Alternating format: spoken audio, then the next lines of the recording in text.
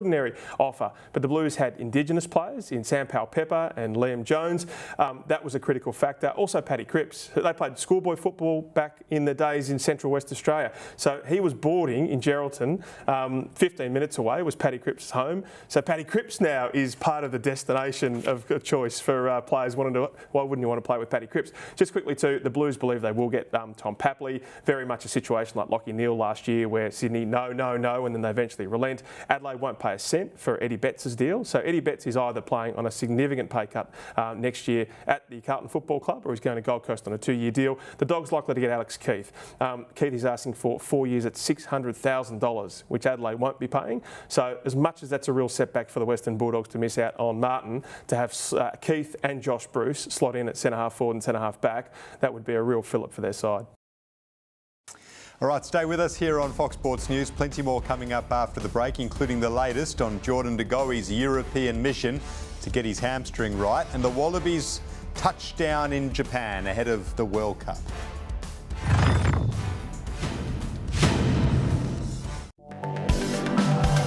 Sky News will be back after this short break.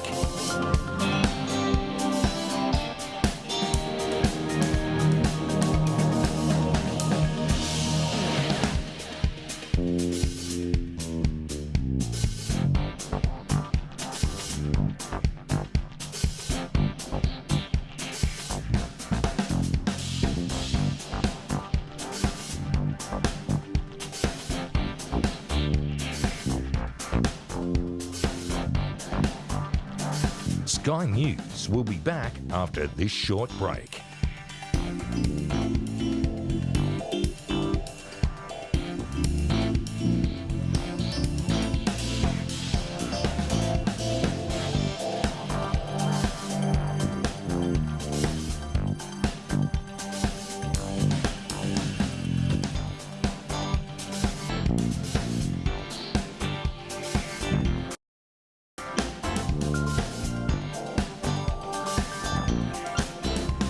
Sky News will be back after this short break.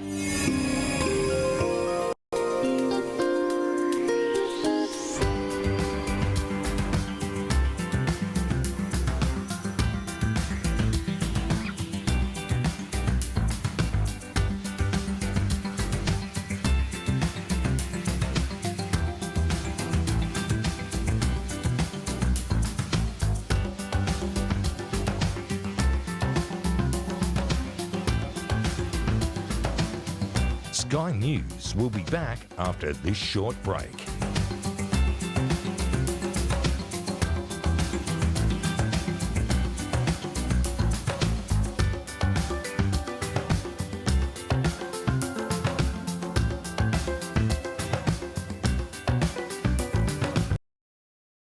And his face kind of followed, which kind of broke his nose. So toes, both his knees and his neck. Safety on 3, everyone that's here. 1, 2, 3, safety! Obviously, the sport is inherently dangerous. Danger has its rewards. As every ex-pogo athlete knows, chicks dig dudes without fear. Just kind of like hold it between your legs and just push as hard as you can, like you're on a super hard trampoline. Oh, God. Yeah. That's right. I mean, it's like the greatest conversation starter that you could have. It's like just a crazy thing that nobody's ever seen before, and there's just endless things to talk about with it, so it's nice. Yeah, that's pretty much how I started. Really? Yeah, but within... Dalton and friend Nick enjoy attention from girls as much as any teenager, but the ladies will always have to compete with Dalton's one true love. I'd have to say I'm probably closer to my pogo stick, just a little bit, but you know, that's because pogo's been with me for almost my entire life, so it's pretty special to me. It loves me, I love it. You know, we really work together as a team. It's good. It's a good relationship. Every relationship has its challenges, and for Dalton, that challenge is the Pogo Palooza contest in Pittsburgh. Last year, Dalton finished in 5th place. This year, he has his sights set on springing to the top of his field. I'm feeling really pumped to go out there, do really good today. not too tired, not too sore. Feeling good. Hopefully I can go out there and do my best. We are about to begin Pogo Palooza, the X-Pogo World Championship Series in Pittsburgh. Some extreme Pogo action. The big test is made up of two parts, jam runs and solo runs. In the jam runs, the athletes compete simultaneously, and only the best advance to the solo runs. They are judged on difficulty of the tricks and overall style during both rounds. Now it's Dalton's turn.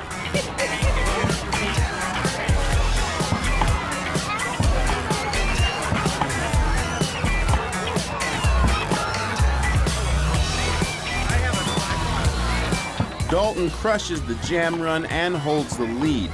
Now he needs to bounce the top competitors out of the event in the finals. I'm pretty focused. I just kind of center in on what I need to do, and that's all I'm going to think about until it's done. It all comes down to the solo run.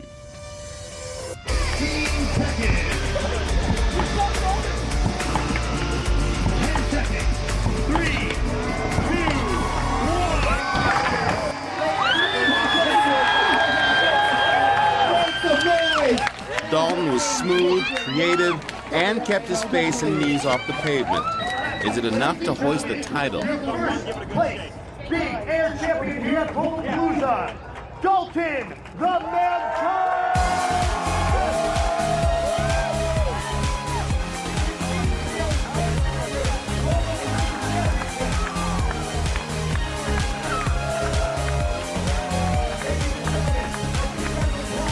Great, we're number one. Yeah, it feels amazing. It's awesome. Never won a Pogo Palooza before. This is my first one, and it feels absolutely amazing. Dalton Smith now takes the throne as the sport's best. The other riders have to settle for cute girls attacking them and continuing to be awesome.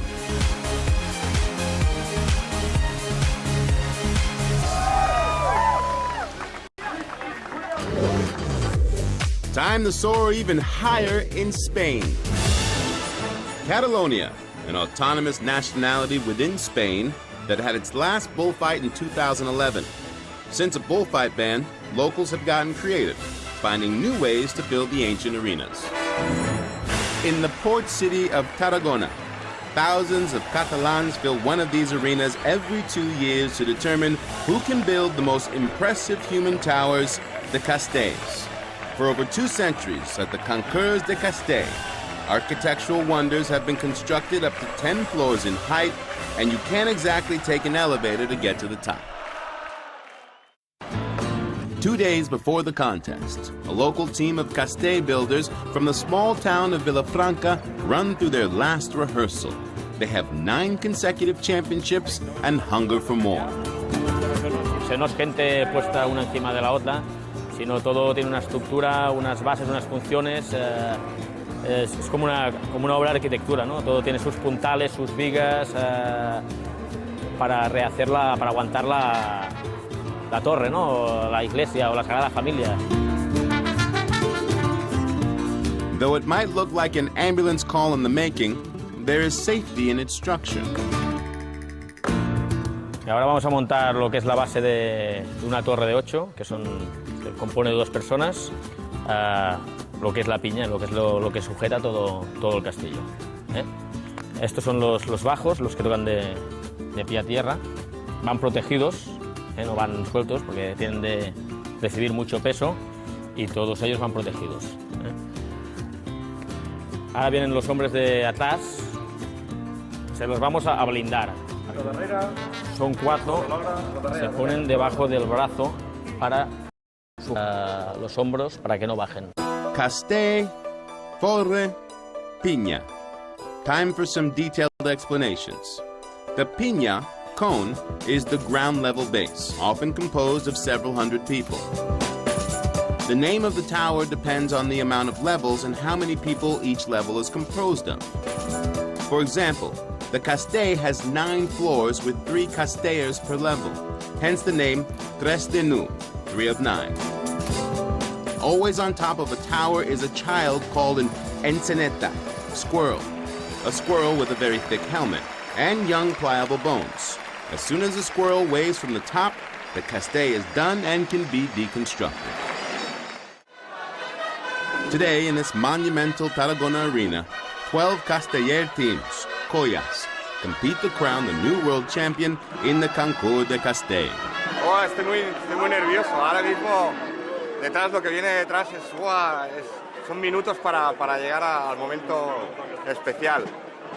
Tenemos muchas ganas.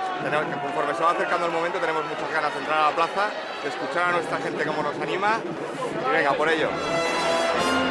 Each Colla is judged on 3 separate towers. Completed castés are awarded the most points, with extra points given for a flawless disassembly, in which the tower never collapses. A 7-member jury monitors the competition carefully, keeping a watchful eye on the squirrels and their castés. Villafranca's fiercest competition comes from Colla Vella, the attempt of a 2 of 8 castay, which is very difficult, as 2 persons per level leave the whole construction quite unstable. Though the castay collapses, the attempt still earned them points. Now the Castellers de Villafranca attempt the 2 of 8. Can they out-squirrel Colla Vella and complete their castay?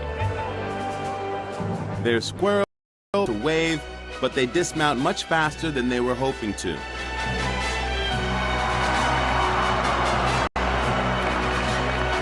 As dangerous as these falls look, no one was injured.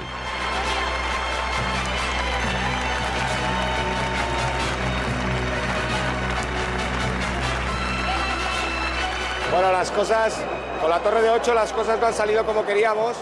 Era un castillo que llevábamos muy trabajado, que en el ensayo nos fue muy bien y en principio no tendría que haber pasado lo que ha pasado. No pasa nada. Now for the 3 of 10, the highest tower in the competition.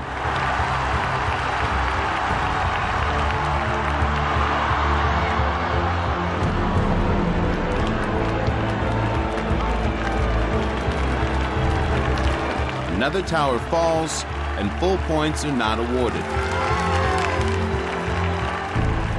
Villafranca's fall gives Vella a chance. If they can build and dismantle the 3 of 10, they'll be lifting up a trophy.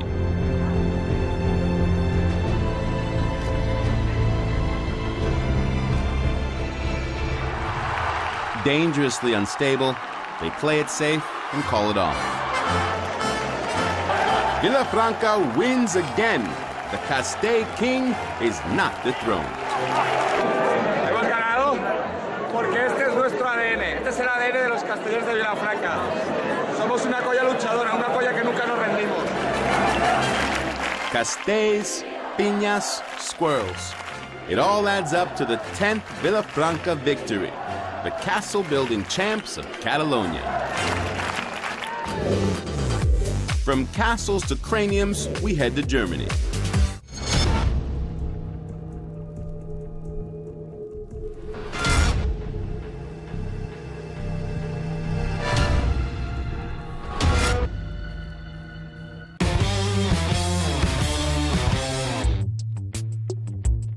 Never has the phrase, use your head, been more applicable to a sport than this. Welcome to the aptly named Hedis.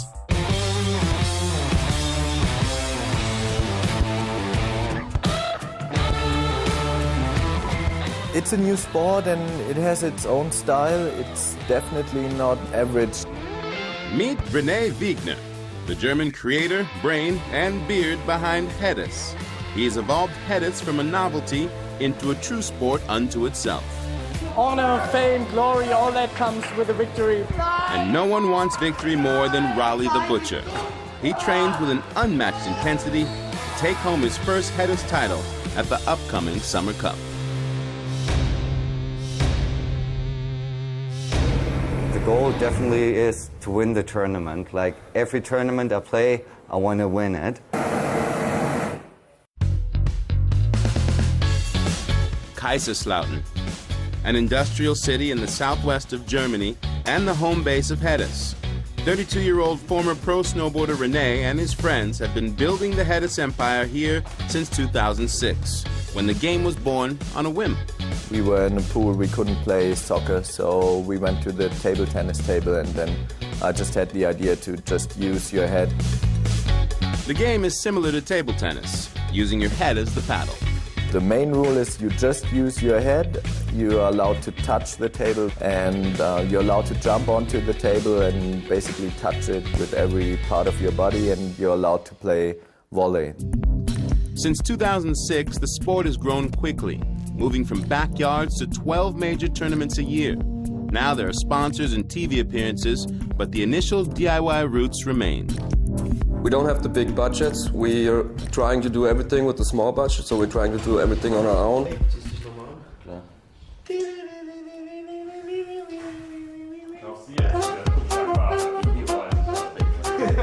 And as you can see, a serious focus on their business hasn't taken any of the fun out of working on it.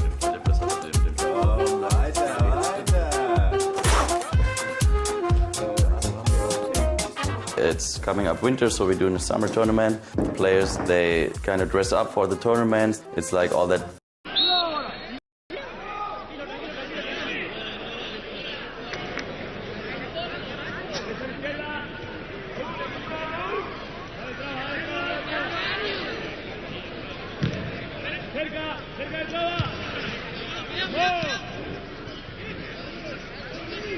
Here is Alex Arias or Marino, but, comfortably dealt with.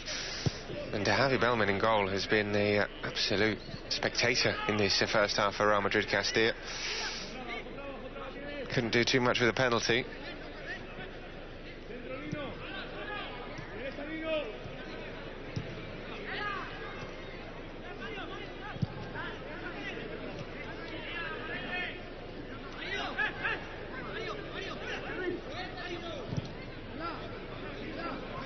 ¡Derechales! ¡Derechales!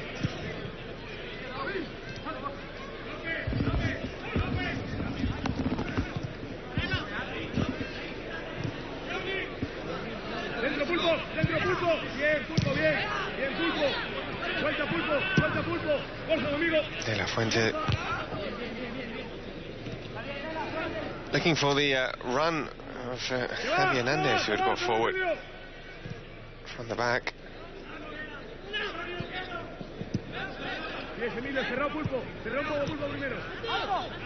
Es Blanco. Otro abajo. Pasa adelante. Emilio tienes. Izquierda, Alex. Well, you wonder, Marino will tire, surely, the longer this game goes on. They've barely had the ball. They've done a lot of running to try and close down Castilla. It's Fidalgo. ¡Paso! ¡Nos vamos! Vale, Emilio tienes. Como dentro, Pulpo.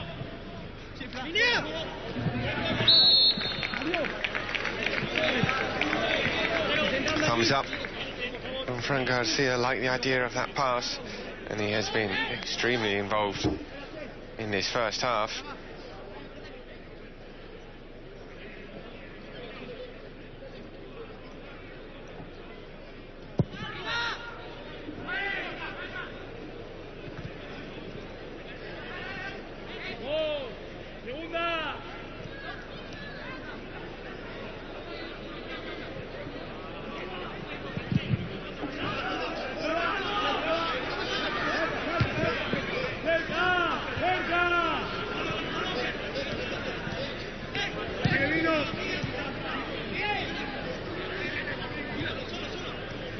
Here is Fidalgo, who seems to be everywhere on the pitch.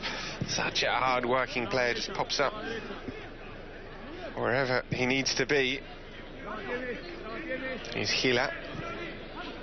Javi Hernandez. Derecha, César. Well, last weekend against Las Rozas, Castilla had more possession, more shots, more corners, ended up drawing. They have absolutely dominated the statistics so far this evening. The difference being they are comfortably ahead and looking good to add to their lead.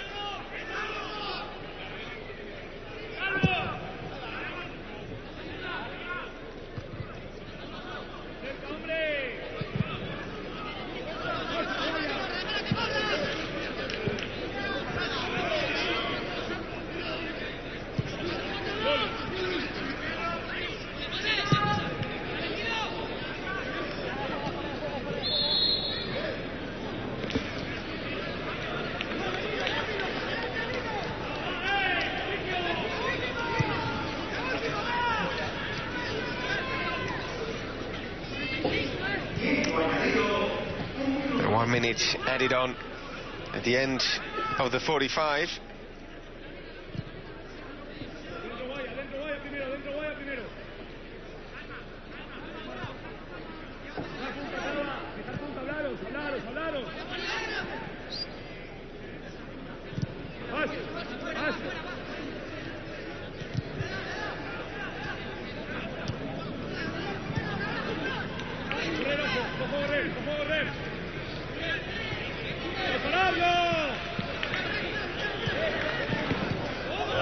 Lovely as Sergio Lopez comes forward. What a fabulous touch that was.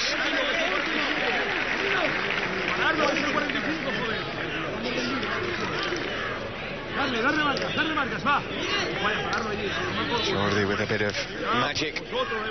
That right hand side.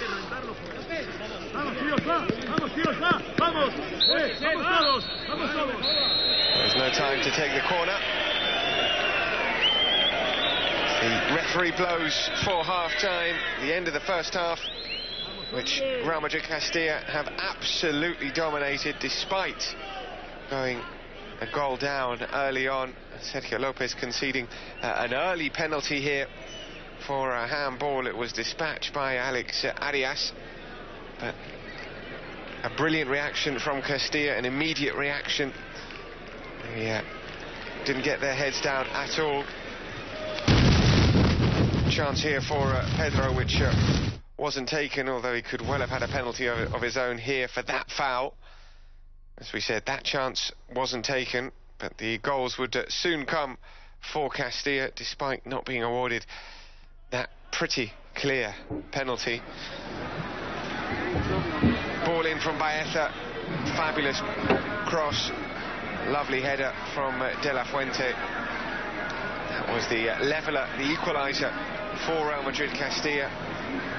Absolutely deserved. And soon they would be in front as well. Baeza involved once more with this pass out wide. The unfortunate Emilio Morilla putting it into his own net. Pedro was there though.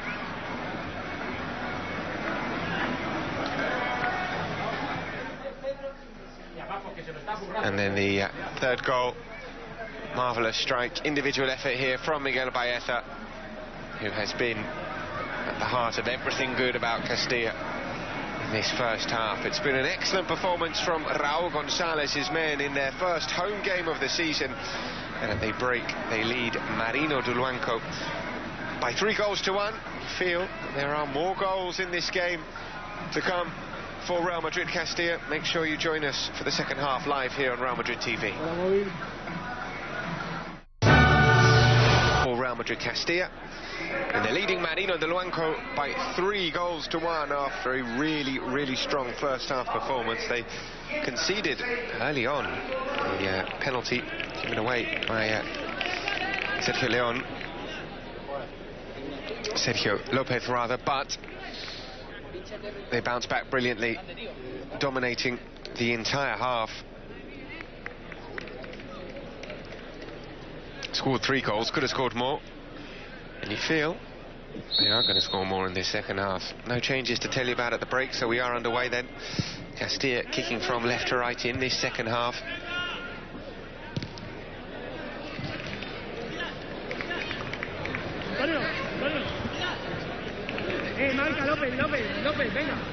There've been, as we said, a number of chances for Castilla, not for